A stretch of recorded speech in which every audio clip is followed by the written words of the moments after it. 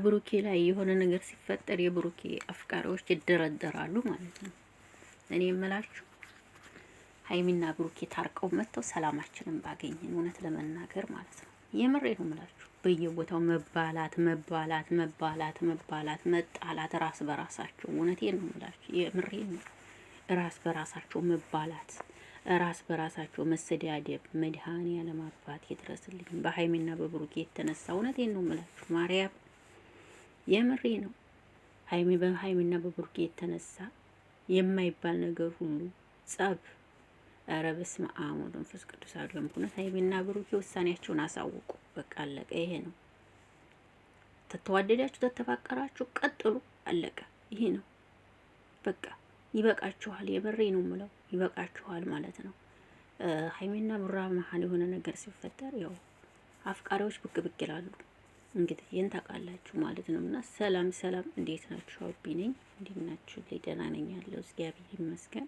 ሰላማችሁ እዚህ ይበል። በአዲስ መጥቻለሁ። የቪዲዮ ከተመቻችሁ ላይክ እና ሼር አድርጉ። እወዳችኋለሁ፣ አከብራችኋለሁ። የእውነት ህዝብ ተባላ ማለት ይቻላል ማለት ነው። የምሬ ነው የምላችሁ። እኔ ግን አንዳንዴ ቆም ብዬ ሳስበው እኛ ራሳችን ራሱ ምን አይነት ሰዎች እንዲሆን አይገባኝም። የምሬ ነው የምላችሁ።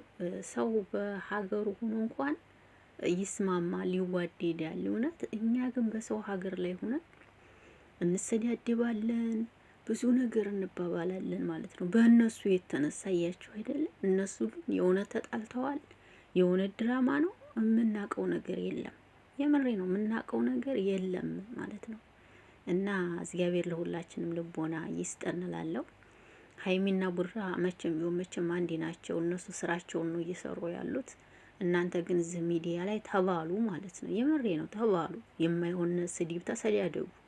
ይህን ነው የምላችሁ። ሌላ ምንም አልላችሁም። ምክንያቱም በጣም እኔ እንጃ ምን እንደምላላቅም። ለማንኛውም ሀይሚና ቡራ ከሆኑ አንድ ናቸው።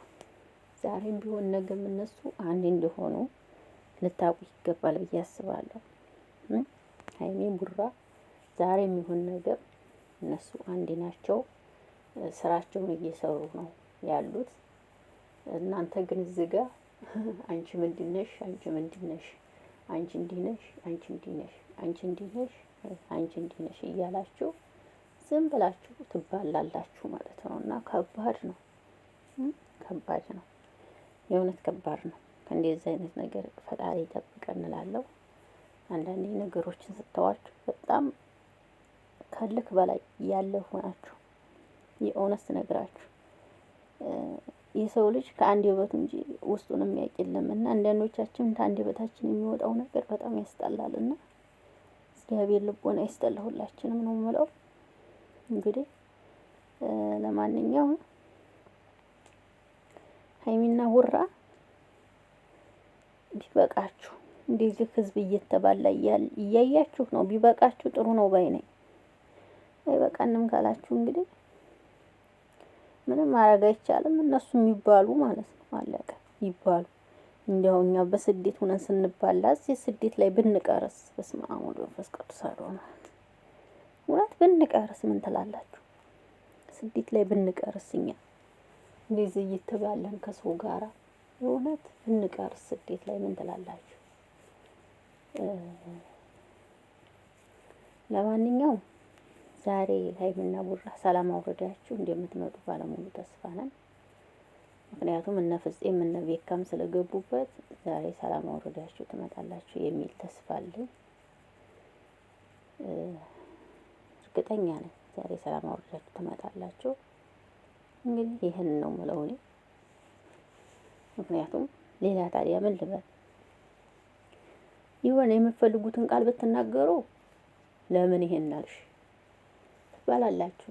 ብዙ እኮ የምትናገሩት ነገር ይኖራችኋል ሚዲያ ላይ። ነገር ግን መናገር አትችሉም።